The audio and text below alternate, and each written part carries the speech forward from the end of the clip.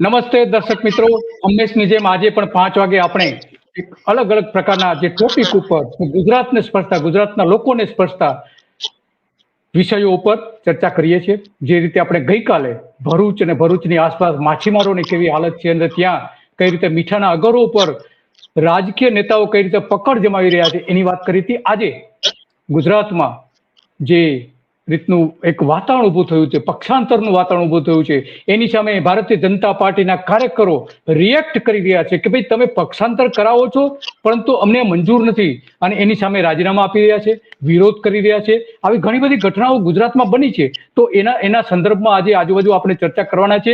અને આપણી સાથે જોડાઈ ગયા છે જાણીતા વિશ્લેષક અને એક સમય ભારતીય જનતા પાર્ટી સાથે પણ હતા અને ઘણા બધા વિભાગોમાં મંત્રી પણ રહી ચૂક્યા છે.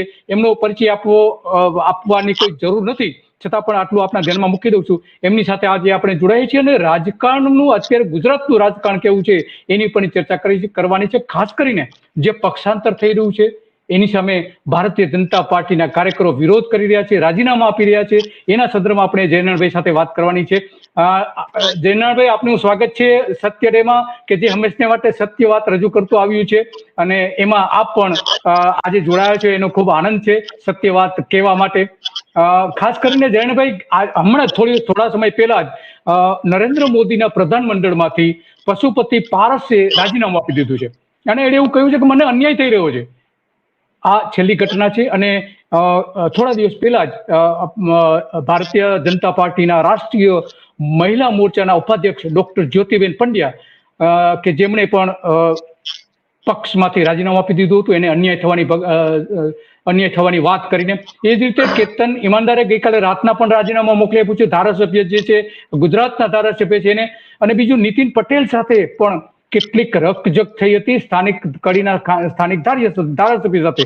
તો આવી જે સત્ય કેટલીક બેઠકો તારવી છે, લોકસભાની બેઠકો, એમાંથી 26માંથી લગભગ 15 બેઠકો એવી છે જયનાભાઈ કે જ્યાં ભાજપના આંતરિક ડખાઓ છે ને. આંતરિક ડખાઓ મોટાભાગે એટલા માટે છે કે કાર્યકરો એનો વિરોધ કરી રહ્યા છે કે તમે હવે પક્ષાંતર ન કરાવો, આ જે થઈ રહ્યું છે તમે ખોટું કરી રહ્યા છો.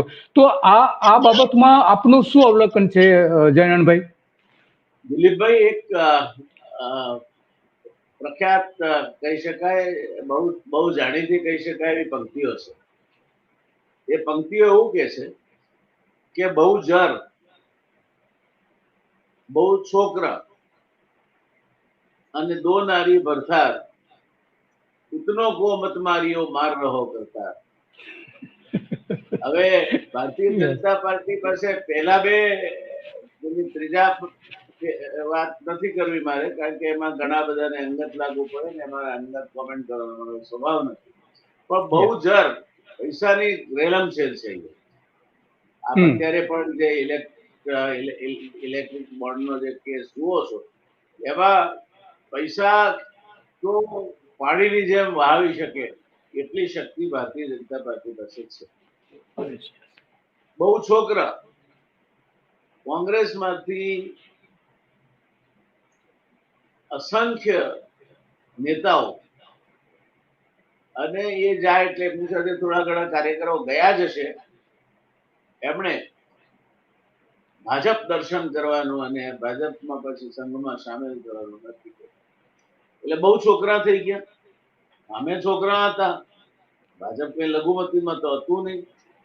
અને પછી આ ભણ્યા તો જે લોકો પોસ્ટરો લગાવતા હતા, બેનરો લગાવતા હતા, ખુરશીઓ ગોઠવતા હતા, ભારત માતા કી જય કરીને ઝંડો લઈને દોડતા હતા, ચૂંટણી ટાણે મતદાન કરાવતા હતા, એ લોકોની પણ રાજનીતિમાં અપેક્ષા રાખવી એ કોઈ ગુનો નથી. એમ્બિશન ના હોય એ માણસે રાજનીતિમાં આવવું જ નહીં જોઈએ. એટલે વ્યાજબી મહત્વાકાંક્ષા એ દરેક કાર્યકરની કે દરેક નેતાની હોય. હવે એમાં આજે જુઓ તો કેટલા ધારાસભ્યોનો ભારતીય જનતા પાર્ટીમાં સિનિયોરિટી હોવા છતાં મંત્રીમંડળમાં સ્થાન નથી. અને એના બદલે જેને ભારતીય જનતા પાર્ટી સાથે કઈ લાગતું ઓળખતું નતું, જે એક સમયે અરજદાર તરીકે ફાઇલો લઈને ફરતા હતા, એ આજે પરિસ્થિતિના કાબુમાં છે. એટલે પેલી ગુજરાતી પંક્તિઓ છે ને કે બનાવટની છે બલિહારી, બનાવટની છે બલિહારી, ઉકરડા બાગ થઈ બેઠા, જે જાતે જોઈ ના શકતા જગત ચિરાગ થઈ બેઠા. આ પરિસ્થિતિ બંને બાજુ સાચી છે ને એમાં ભારતીય જનતા પાર્ટીમાં વિશેષ સાચી છે. એટલે એમાં ઘમાસાણ થાય છે કારણ કે વહેંચવા માટે છે. ઘરમાં હલના કુસ્તી કરતા હોય ને ત્યાં બે ભાઈઓ વહેંચવા માટે નહીં ઝઘડે. તો અહીંયા તો માલ છે, અને માલ વેચવા માટે તમે બહારથી આયાતી માલ લાવો અને એ આયાતી માલને જ પીરસ્યા કરો તો ઝઘડો થવાનો. આ સ્વાભાવિક વાત છે. એટલે આ બહુ જર બહુ છોકરા આ બે ફેક્ટર ભેગા થાય એટલે ઉતનો કો મત મારીઓ માર રહો કરતા રામને ભગવાન જ પૂરા કરશે. વાત સાચી છે, કારણ કે અત્યારે જે થઈ રહ્યું છે એ જે બનાવો આપણે જોઈએ છે મોટાભાગના ભાજપના આંતરિક દખાવના બનાવો આ પક્ષાંતરના કારણે જ બહાર આવ્યા છે, અને રાજીનામા પણ એ રીતે જ પડી રહ્યા છે. વડોદરામાં પણ જે રાજીનામું જે આપવાની વાત કરી હતી ડોક્ટર જ્યોતિબેન પંડ્યાએ, કે એમણે એવું કહ્યું માત્ર ને આપને હું ઓન રેકોર્ડ કહું છું, જ્યોતિબેન કઈ નહીં જાય. આમાં અમુક લોકોના લોહીમાં એવું ફસાઈ ગયું છે કે આપણે તો કસરીઓ, એમને એ સમજણ નથી પડતી કે આ કસરીઓ તમારો ખરો પણ ત્યાં કચરીઓ આવ્યો છે અત્યારે. એ બધા કસરિયા વાળા નથી, તો એમની સાથે વ્યવહારમાં તમને તકલીફ નથી તમને જો ટિકિટ મળે તો, અને બાકી કસરિયાને ઓળગી રહેવું છે. આ કઈ જાતનો ભારતીય જનતા પાર્ટીનો આ પાયાનો સિદ્ધાંત જ નથી. મેં નહીં તું નહીં મેં, અરે એ હવે થયું છે. પહેલાનો સિદ્ધાંત તો મેં નહીં તું. અને અમને તો પેલામાં જઈએ પ્રશિક્ષણ શિબિરોમાં ત્યારે ગાયન ગીત ગૌરાવતા હતા, પથ કા અંતિમ લક્ષ્ય નહીં હૈ સિંહાસન પર ચઢ જાના. હવે તો પક્ષ કા અંતિમ લક્ષ્ય યહી હૈ સિંહાસન. એટલે જ્યોતિબેન ને ખોટું લાગ્યું છે, વાસ્તવિક છે, પણ જ્યોતિબેન ક્યાંય નહીં જાય કારણ કે એ પેલા કસરિયામાંથી નીકળવાની એમની હિંમત નથી. જે આપણા ત્યાં જે અજ્ઞાનતા પ્રવર્તે છે અને મોહ ભંગ હજુ નથી થયા. આપણે ગુજરાતની પ્રજા, આખા દેશની પ્રજાનો જો સર્વે કરીએ તો જો કોઈ રાજકીય રીતે મોહાંધ હોય તો એ ગુજરાતની પ્રજા છે.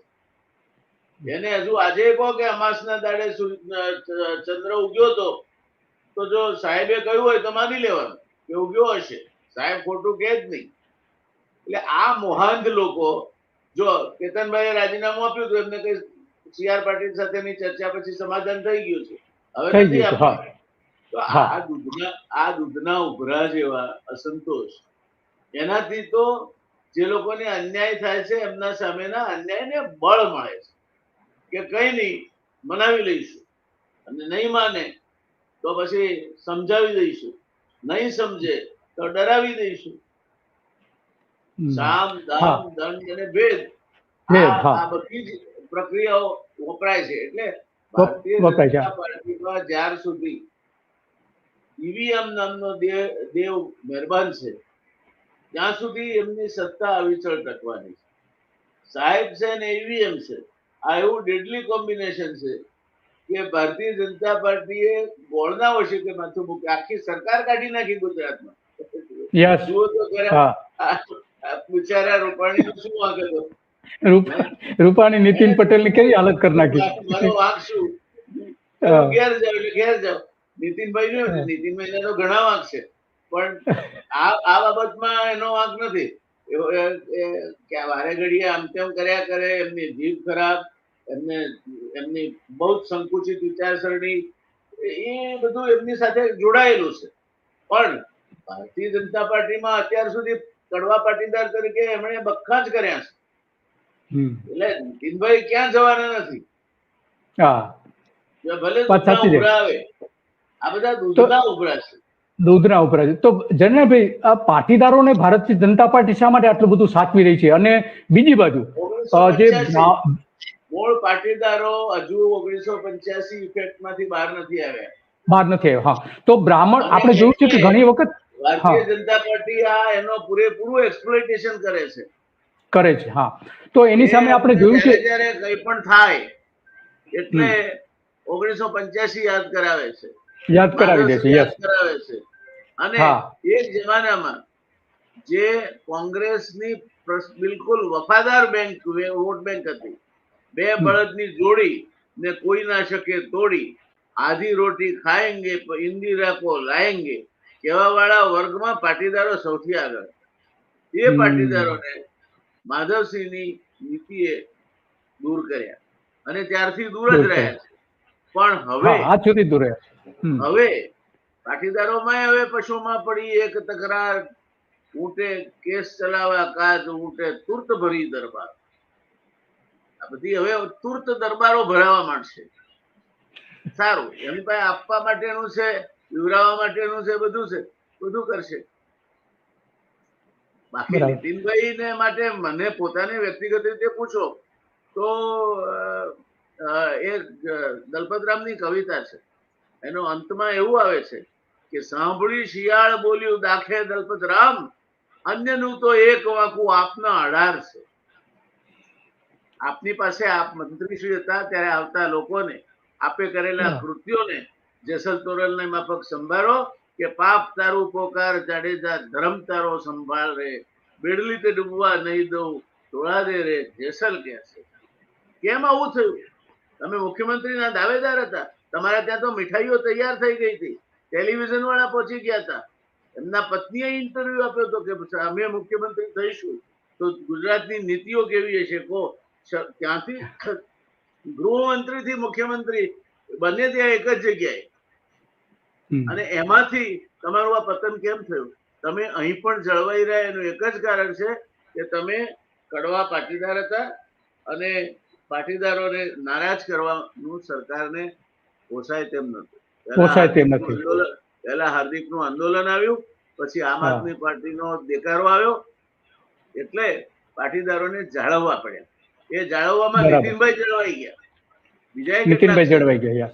નીતિનભાઈ જળવાઈ ગયા.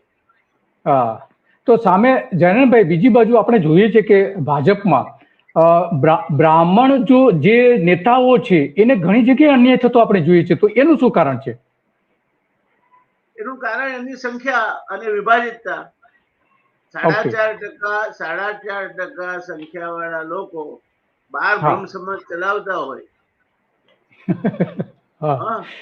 જય જય પરશુરામ કરવાનું અને પરશુરામજીનું તેજ જેને હણી લીધું. શ્રી રામચંદ્રજી મારા પણ ભગવાન છે, હું પણ વંદન કરું છું એમને, પણ એ શ્રીરામજીના નામે આગળ પડવાનું તો પરશુરામ કોણ છે? બ્રાહ્મણનો આરાધ્ય દેવ પરશુરામ છે અને પછી શિવ છે. એ પણ નક્કી નહીં, પાટીદારમાં નક્કી કે ઉમિયા માતા કી જય, ખોડલધામની જય. બ્રાહ્મણમાં એવું રાલિંગ પોઈન્ટ નથી, રાલિંગ નેતા નથી. જે હતા એમને શોધીને પૂરા કર્યા છે ભારતીય જનતા પાર્ટીની રાજનીતિએ.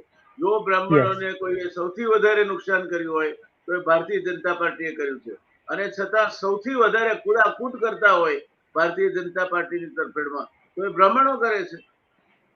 એટલે રાજકીય અક્કલ વગરની કોમ છીએ અમે. મારી જ વાત કરું તો બીજાની શું કરવાની? હા, એટલે આ રીતે વાત સાચી, અન્યાય તો થયો જ છે અને ઘણી જગ્યાએ આપણે જોવા મળે છે કે આ રીતના અન્યાય જે થયો છે એ પક્ષાંતરની સામે પણ રોજ દેખાય છે અને પાર્ટી છોડવાની પણ ઘણી જગ્યાએ આપણે વાત સાંભળતા હોઈએ છીએ. રાજકોટમાં પણ જે છેલ્લે સાહેબ એ નહીં થાય. અહીંયા ગુલાબજાંબુ રસગુલ્લા માગો તે મળશે. તો આ જે કોંગ્રેસમાં ભાજપ થઈ રહી છે તો એમાં આંતરિક વિરોધ તો છે જ જયનાભાઈ, તો એનો રસ્તો શું છે? કાર્યકરો શું કરશે કઈ સમજ નથી પડતી. કાર્યકર ટેવાઈ ગયો છે મોટા ભાગે ભારતીય જનતા પાર્ટીમાં અને અન્યત્ર. કાર્યકર પણ એને રસ્તા શોધી કાઢ્યા છે. હવે તો અધિકારીઓ એવા કરોડરજ્જુ વગરના થઈ ગયા છે કે જિલ્લા પ્રમુખ એને ફોન કરે તો ખુરશીમાંથી ઉભા થઈ જાય. અને કાર્યકરને સમજણ પડવા માંડી છે, ટેન્ડરો કઈ રીતે મંજૂર કરાવવા, બદલી કઈ રીતે કરાવવી, જમીનો એને કઈ રીતે કરાવવી, બીજા કોઈ નાના મોટા કોઠા કડબડા હોય તો કઈ રીતે કૂટવા. આજે ભારતીય જનતા પાર્ટીનો કાર્યકર is an operator in making. એટલે આ પરિસ્થિતિમાં દિલીપભાઈ આપ તો પીઢ પત્રકાર છો, મારા કરતા આપે આ બધી રમતો બહુ નજદીકથી જોઈ છે. મારી તો સમજની પણ મર્યાદા છે, રાજકીય સમજ મારી ખૂબ ઓછી છે એવું મારા મિત્રો અને પ્રતિસ્પર્ધીઓ બધા કહે છે, અને એને હું બધા કે છે. સ્વીકારું કે ઓછી છે.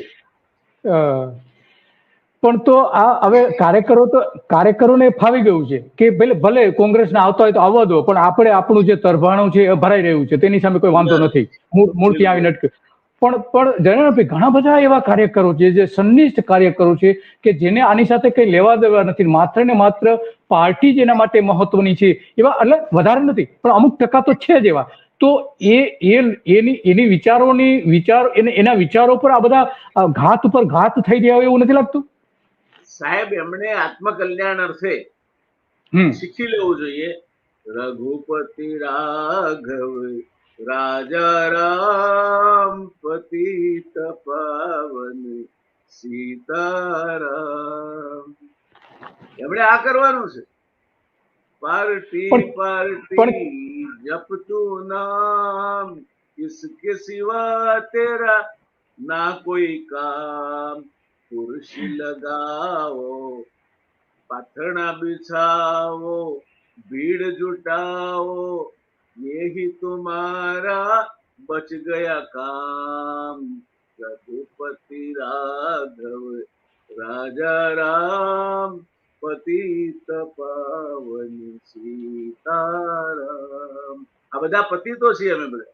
પતિતો એટલે રામનું નામ જ લેતા કરો, બાકી તમારે કઈ કરવાનું નથી. તો પછી જયંતભાઈ, અત્યારે ભાજપમાં એક ગણતરી પ્રમાણે લગભગ 60 જેટલા ધારાસભ્યો, પૂર્વ ધારાસભ્યો ભારતીય જનતા પાર્ટીમાં જોડાયા છે. તો આટલી મોટી સંખ્યામાં જે જોડાયા હોય અને છતાં પણ પાર્ટીને એ આયાત કરવામાં આવી જ રહ્યા છે, એક પછી એક લેવામાં આવી જ રહ્યા છે. આજે પણ CR પાટીલે આજે પણ ત્રણ પૂર્વ ધારાસભ્યોને લીધા છે. તો આવું કેમ થઈ રહ્યું છે? કઈ સમજ નથી પડતી. શાના માટે ભાજપ કરી રહ્યું છે કે સામે કોઈને રહેવા જ નથી? દાખલા તરીકે બનાસકાંઠામાં તમારા જ મત વિસ્તારની આજુબાજુ ધનેરા પૂર્વ ધારાસભ્ય જે જોઈતારામ પટેલ જે છે, અને ડીસા વિધાનસભાના પૂર્વ અધ્યક્ષ ઉમેદવાર, પૂર્વ અપક્ષ ઉમેદવાર લેપજી ઠાકોર, પછી ધાનેરા ખરીદ વેચાણ સંઘના અધ્યક્ષ હરદાસ પટેલ, આ બધાને લેવામાં આવ્યા છે. કેટલાક ફિલ્મી કલાકારો છે, આ બધાને લેવામાં આવ્યા છે. દિલીપભાઈ, આ કયો સંઘ કયો આપે? એ ધાનેરા ખરીદ વેચાણ સંઘના અધ્યક્ષ હરદાસ પટેલ. હા, મને સંભળાવવામાં થોડી તકલીફ પડી. ખરીદ વેચાણ સંઘ સમજુ છું. આ ખરીદ વેચાણ સંઘ હમણાં સારો ચાલે છે. હા, એ અત્યારે ખરીદ વેચાણ સંઘ જ છે ને, ભાજપ એટલે ખરીદ વેચાણ સંઘ. એટલે ભારતીય જનતા પાર્ટીની કોઈ પણ પ્રકારની નીતિ નથી.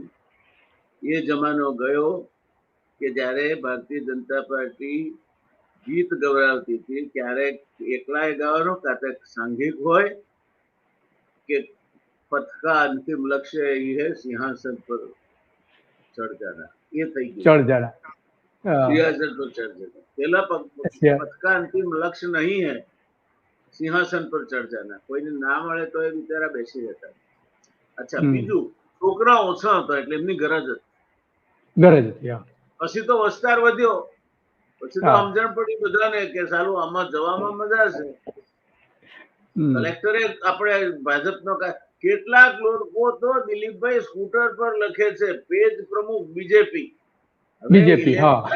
ઇલેક્શનની યાદીમાં સારું એક પેજ એનો પ્રમુખ, એટલે કેવડો મોટો માણસ થયો. એ સ્કૂટર પર લખે છે પેજ પ્રમુખ બીજેપી, એટલે પોલીસ વાળો પકડે નહીં. ટોલ નાકા વાળો હેરાન ના કરે. એટલે સરકારમાં પણ હવે બીજેપી પેલું ચલણી નાણું છે. અત્યારે ચલણી નાણું છે. આ જયારે નીતિન પટેલ, આનંદીબેન પટેલને જે હાંકી કાઢવાની જે છેલ્લી મીટિંગ થઈ ભાજપના ગાંધીનગરની ઓફિસમાં, અમિત શાહ ને બધા હાજર હતા, તો ત્યારે ત્યાં આ જે ઓફિસની અંદર ભાજપના કેટલાક નેતાઓ જે હાજર હતા, એમાં એકે એવું કહ્યું કે મેં એને પૂછ્યું કે આ કેમ અત્યારે, ખરેખર તો લાયક તો આમ જોવા જઈએ તો આનંદીબેન તો છે જ, એને શા માટે કાઢી નાખવામાં? માનો કે આનંદીબેનને કાઢવાના છે તો સૌથી સિનિયર જે કહી શકાય નીતિનભાઈ છે, તો વિજય રૂપાણીને શા માટે તમે બનાવી રહ્યા છો? એનું કારણ શું છે? તો દત્તા ચિરંદાસ એ સમયે હાજર હતા, ઘણા વર્ષો પછી ભાજપની ઓફિસે આવ્યા હતા, તો એને જવાબ આપ્યો તો એ આજે બરાબર લાગુ પડી રહ્યો છે. એણે એવું કહ્યું હતું કે જો દિલભાઈ કે આ અત્યારનો જે ભાજપ છે ને એ અમારા જમાનાનો ભાજપ નથી, અમારો જમાનાનો જુદો ભાજપ હતો. અમે સત્તાને, જે સત્તા હતી એની સામે લડતા હતા, પણ આ હવે સત્તા માટે, પૈસા માટેનો આખો પક્ષ બની ગયો છે. પેલાનો જે પક્ષ હતો એ બદલાઈને હવે આ પ્રકારનો બની ગયો છે. અને સત્તાના જે અવગુણો આવવા જોઈએ, તમામ અવગુણો અત્યારે નરેન્દ્ર મોદી અને અમિત શાહની સરકારમાં દેખાઈ રહ્યા છે. આ એના શબ્દો હતા. તો એ જે તમે કહી રહ્યા છો એ વાત સાચી છે કે તમામ સત્તાના અવગુણો અત્યારે ભારતીય જનતા પાર્ટીમાં જોવા મળી રહ્યા છે. જે કોંગ્રેસ સમયમાં જોવા નતા મળતા એના કરતા પણ ખરાબ જોવા મળી રહ્યા છે. દાખલા તરીકે અત્યારે જ્યાં પક્ષાંતરનો વાવડ ઉભો થયો છે, તો એ પક્ષાંતર આટલા મોટા પ્રમાણમાં કોંગ્રેસે ક્યારે નથી કર્યું. સિવાય કે 3 મોટા પક્ષો જ્યારે પ્રાદેશિક પક્ષો કોંગ્રેસમાં ભળી ગયા હતા એને બાદ કરતા આટલા પ્રમાણમાં દર ચૂંટણીએ પક્ષાંતર કોંગ્રેસમાં પણ નથી થયું. તો તમારી વાત એ દત્તા ચિરંદર સાથે બરાબર બેસે છે. દિલીપભાઈ, સિદ્ધપુરના ધારાસભ્ય માધવલાલ પાધ્યાને જ્યારે સંસ્થા કોંગ્રેસને ઇન્ડિકેટ જુદા પડ્યા ત્યારે મલાઈદાર ખાતું આપવા માટે ઓફર થઈ હતી કે તમને મંત્રી બનાવ્યું અને એમણે ના પાડી દીધી. અત્યારે આમાં કોણ છે? હવે એ રહ્યું નથી. હવે તો તમે આ this has become a business. અમે જૂની પેઢીના માણસો કહેવાઈએ, એટલે વિચારો જયારે તમારા કુંઠિત થઈ જાય, જૂના થઈ જાય, ત્યારે જૂની પેઢીના કહેવાય. પણ મન એવું કે છે કે દરેક વસ્તુનો અંત આવે છે. આ બધું અંત તરફ જઈ રહ્યું. કેટલા લેશો તમે? ભરતી મેળો ક્યાં સુધી ચલાવશો? આજે કોંગ્રેસ મુક્ત ભારત નથી થયું, ભાજપ નથી થયું, કોંગ્રેસ યુક્ત ભાજપ થઈ ગયું છે. ભાજપ થઈ ગયું છે. હા, યસ. એટલે ભાજપના તો હવે ઓરિજિનલ શોધવા હોય તો કદાચ અત્યારે થોડા ઘણાના ડીએનએ જો સ્ટોર કરી લે ને તો ભવિષ્યમાં કામ આવશે. પણ અત્યારે નજીકના દિલીપભાઈ એક વસ્તુ સમજી લો, આ વાત જ ખોટી છે. કોંગ્રેસ મુક્ત ભારત વાળી વાત જ ખોટી છે. કારણ કે તમે ગાડી ચલાવો, તમારી પાસે ગાડી છે, એને તમે શેલ મારો છો, ગાડી ચાલુ નથી થતી, તો શું થશે? વધારેમાં વધારે તમે મોડા પડશો, પ્લેન ચૂકી જશો, એપોઇન્ટમેન્ટ ચૂકી જશો, બરાબર? એથી વધારે તો નુકસાન નહીં થાય તમને. બિલકુલ. પણ ગાડી 120 કિલોમીટરની ઝડપે જતી હોય અને બ્રેક ફેલ થાય તો શું થાય? ફેટલ થાય.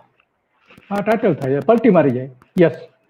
આજે લોકશાહીની બ્રેક ફેલ થઈ છે. વિરોધ પક્ષ છે, લોકશાહીની બ્રેક છે, અને લોકશાહીની બ્રેક ફેલ કરી નાખવામાં આવી પ્રયત્નપૂર્વક. એટલે આ વાહનને જ્યારે અકસ્માત થશે ત્યારે ફેટલ થશે. ફેટલ એટલે એનો મતલબ કે જ્યારે નરેન્દ્ર મોદી અને અમિત શાહ નહીં હોય ત્યારે આ મોટું ફેટલ થશે. હોય તો પણ શું કરવા નહીં થાય? હોય તો પણ થઈ શકે છે. કોઈ ઈશ્વરના ત્યાંથી કશું લખાઈને તો આવ્યું જ નથી. છેવટે આપણે માનીએ કે ના માનીએ, માધવસિંહભાઈની ભૂલ શું હતી 85માં? 85માં એ જ ભૂલ હતી કે એમણે રિજનલ સાત્રપોને પોતાની સામે કોઈ બોલી ના શકે એટલા માટે ટિકિટો નહીં આપી.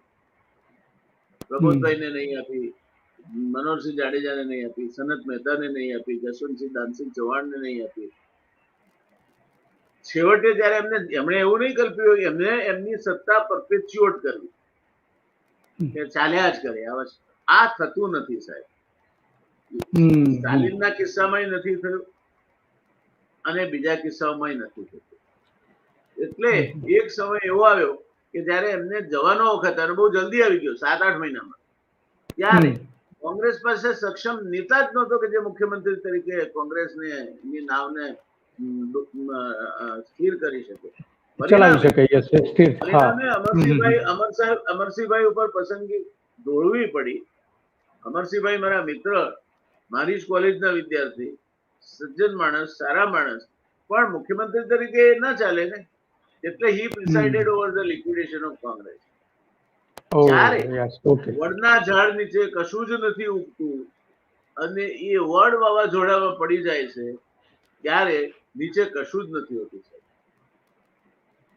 તો આની અસર આ લોકસભામાં થશે, ગુજરાત ખાસ કરીને ગુજરાતની જે 26 બેઠકો છે એમાં કેવી અસર થશે? આ પક્ષાંતર છે, પછી લોકો ભાજપના કેટલીક બેઠકો પર વિરોધ થઈ રહ્યો છે, તો શું લાગે છે એમાં કોઈ બેઠકો ગુમાવવાનો વારો આવશે એવું લાગી રહ્યું છે અત્યારે?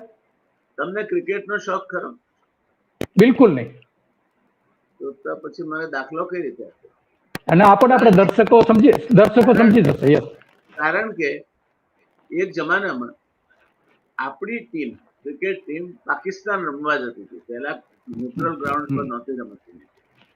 તો પાકિસ્તાન રમવા જાય અને ગમે એવા મોટા બેટ્સમેનને અને બોલરોને લઈને જાઓ, તમે હારીને જાઓ.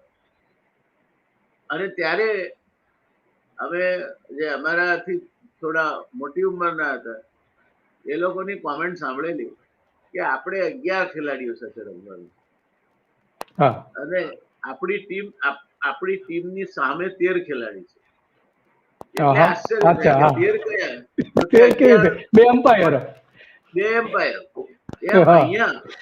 અહીંયા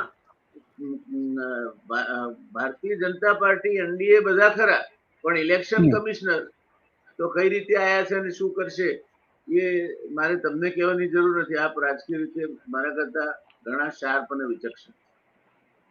સવારમાં ચાર્જ લીધેલ ઇલેક્શન કમિશનર, એને બધી કોન્સ્ટિટ્યુઅન્સીની લોકસભાની ખબર પડી જાય એ બને. અને બીજું ઈવીએમ 2E ડબલ ઈ. હા, આ ડબલ ઈ એ પેલા 2 એમ્પાયર છે. એ બધું ઊંધું પાડવાનું છે. તમારા લેગ સ્ટમ્પ થી બોલ એક વેંત દૂર પસાર થયો હોય અને અપીલ થાય તો અંગળી ઊંચી કરવાની. અને તો આ 5 જયંતભાઈ, આ તો એનો મતલબ કે જે 2 અમ્પાયરો છે એ આ 2 અમ્પાયરોને 2 કેપ્ટન છે, આપણા દેશના જે 2 કેપ્ટન છે એ અત્યારે વારંવાર કહી રહ્યા છે કે અમે 5 લાખની લીડથી જીતીશું, 5 લાખથી લીડથી જીતીશું. તો એ તમારી વાત સાથે મેળ ખાઈ રહ્યું છે એવું લાગી રહ્યું છે? સાહેબ, જ્યાં સુધી ઈવીએમ છે ત્યાં સુધી દયા માનો, ભગવાનની પ્રાર્થના કરો કે લોકસભાની બધી જ સીટ એ લોકો નથી લઈ જતા.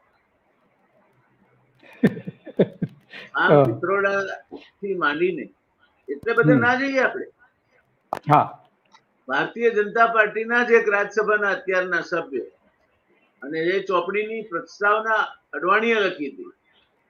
એમણે ઈવીએમ એ છેતરપિંડી માટેનું મશીન છે અને એનાથી ચૂંટણી નહીં થવી જોઈએ એ ઉપર એક પુસ્તક લખ્યું છે. હા, સુબ્રમણ્યમ સ્વામી. ના, બીજું નામ છે, રાજ્યસભાના સભ્ય છે અત્યારે. ઓકે. હા, અને તે સુબ્રમણ્યમ સ્વામીએ પણ આની રીટ પિટિશન કરેલી છે. બોલ્યા કરે સુબ્રમણ્યમ સ્વામીની તકલીફ શું છે? બોલે છે ઘણું, એમાંથી થાય છે સિલેક્ટિવ. એટલે સુબ્રમણ્યમ સ્વામી ઉપર 100% રમાય નહીં. એ ઘોડો ક્યારેક ઊંઘમાં જતો રહે ને ક્યારેક ઊંઘમાં જવા આવીને હારી જાય, એક્સિડન્ટ કરી દે. હા, એમણે આ ભાઈ જે રાજ્યસભાના સભ્ય છે એમણે એ પુસ્તક લખેલું. આપણા માનનીય મોદી સાહેબ એ વર્ષો સુધી એ પુસ્તકને કોટ કરીને કહેતા હતા કે ઈવીએમ ના આધારે ચૂંટણીઓ જીતે છે, ઈવીએમ થી ચૂંટણી લડાય નહીં.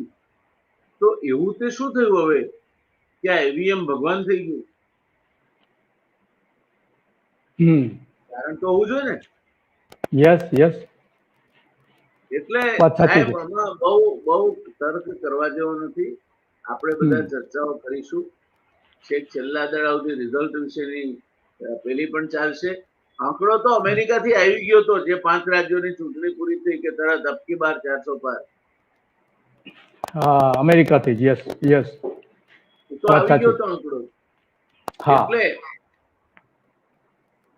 તું માન મેરા એહસાન કી હો નાદાન कि मैंने तुझसे किया है प्यार. લોકશાહીથી આપણે પ્યાર કર્યો છે.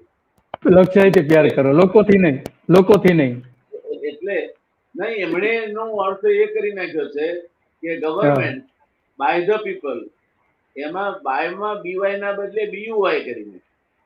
બીઓવાય, boy the people. By the people. પછી ફોર ધ પીપલ ના બદલે FORCE કરી નાખ્યું, ફોર્સ ધ પીપલ. કે હવે 5 વર્ષ તમારે જીવવું એમ જીવો, મોંઘવારી વચ્ચે ખાડામાં પડો. જે કરવું એ કરો. Ultimately of the people, kill the conscience. Yes. અને ગુજરાતીમાં કહીએ તો લોકોની સહીથી લખાણ થાય તમારા ગજવામાંથી પેન પણ ન કાઢવી પડે એનું નામ લોકશાહી. એટલે તમે આપણા ત્યાં તો પ્રચલિત કહેવત છે કે પારકી કલમ ને પારકી સહી ને મતું કરે મારો માવજી ભાઈ. એમ અત્યારે પારકી કલમ ને પારકી સહી ને મતું કરે મારો માવજી ભાઈ. ત્યાં સુધી કોઈ તમે આ ચમત્કારો થવાના, ગુજરાતમાંથી 500 સીટ હારી જવાના, આવા કોઈ આપણી પાસે શક્તિ જ નથી. છેલ્લે પૂરું કરતા પહેલા એક નાની તમને હનુમાનજીની ને એક વેપારીની વાર્તા છે. વેપારી ભીડમાં હતો, જૂના જમાનાની વાત. એટલે મુંબઈમાં રહે તો ગુજરાતી શેઠિયો ને મુંબઈમાં રહેતો. હનુમાનને હાથ જોડી રોજ રોજ કહેતો કે દયાળુ બાપ, સમજો મારી ભીડ, એક 5000 આપો તો ટળે બધી. હવે એ વખતે સસ્તું હતું એટલે એ અમે કાઉન્ટર પ્રોમિસ આપો કે દર શનિએ પૂજા કરું અને પાઈ નું તેલ લાવી તારા ચરણોમાં કરું. રોજ રોજ આવું સાંભળી હનુમાનને ચડી રીસ. પથ્થરમાંથી પેદા થયા, બોલ્યા નાખી રીડ કે અલ્યા મૂર્ખ, મારી પાસે જો 5000 તો બંધાવતના એક વોચ લીધા, તેમાં તેલ ભરીને ધુક્કા મારત. બરાબર છે. વચનો સાંભળીને સાહેબ ખુશ રહો. લક્ષમ દદામી અયુતમ દદામી ન દદામી કપૂર્દિકા ઘફોર શંખોસ્મી. કઈ મળી જશે એવા કોઈ ખોટા ખ્યાલમાં સપનામાં નહીં રહેતા. હવે આપણે કોટ પહેરવાનું ચાલુ કર્યું છે, બહુ સારું કર્યું છે. રૂપાળા લાગો છો, સારા જાય છે. આપે મને બોલાવ્યો, મારો આ પહેલો કાર્યક્રમ છે આપની સાથે. પેલો યસ યસ. પણ બહુ પછી બહુ લાંબુ નથી ચાલતું જયંતભાઈ. સરકાર છે ને, હું જ્યાં જ્યાં જાઉં છું બધું બંધ કરાવી દે છે. સાહેબ ચાલે કે ન ચાલે, ચાલે ત્યાં સુધી કરું ને ગાજરની પીપુડી, વાગી ત્યાં સુધી વગાડવાની, 9 વાગે કઈ જવાની. ઓકે ઓકે, ખૂબ ખૂબ તમારો ખૂબ ખૂબ આભાર જયંતભાઈ. બહુ મજા આવી, ઘણી બધી સારી વાતો કરી, તાર્કિક વાતો કરી, રાજકીય. નમસ્તે નમસ્તે.